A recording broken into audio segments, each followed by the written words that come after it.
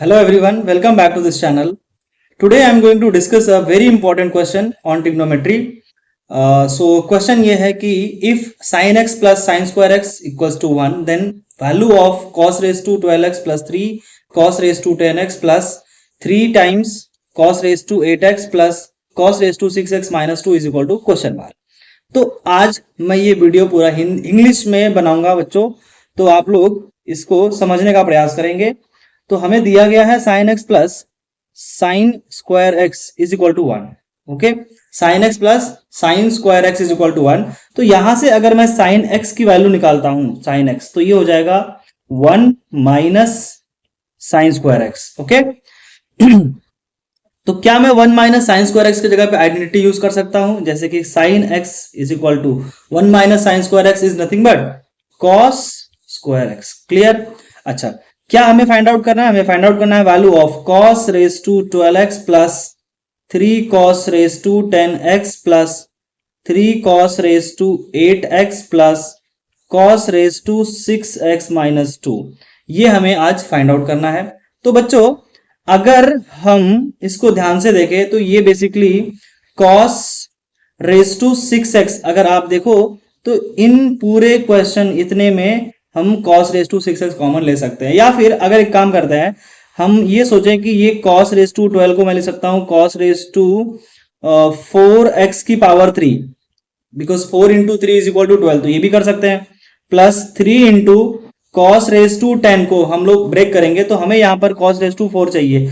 Actually मैं इस question को सॉल्व करने के लिए a cube plus B cube या फिर a plus B whole cube के बारे में सोचना चाहता हूं, जो कि a cube plus 3a square B plus 3ab square plus B cube होता है, राइट?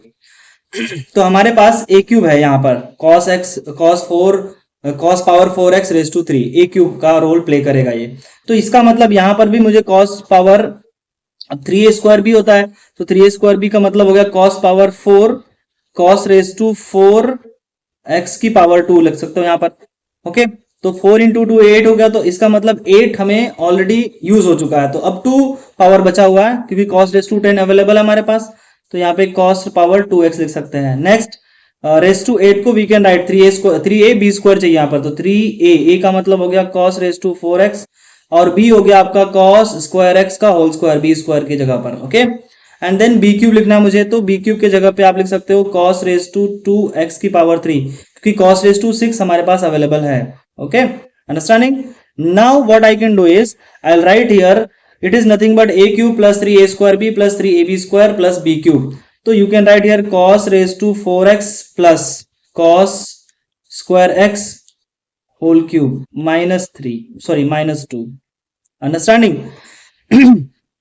Sorry, sin x की वैल्यू है cos square x के इक्वल, तो यहां पे अगर हम ध्यान से देखें तो cos raised to 4x को हम लिख सकते हैं cos square x की whole square plus cos square x and then whole raised to 3 minus 2, that is also equals to sin x square।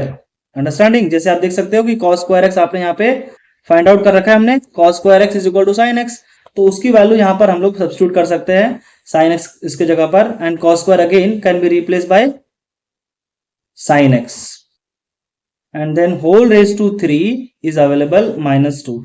Now what I can write, sin square x, sin x whole square is nothing but sin square x plus sin x raised to 3।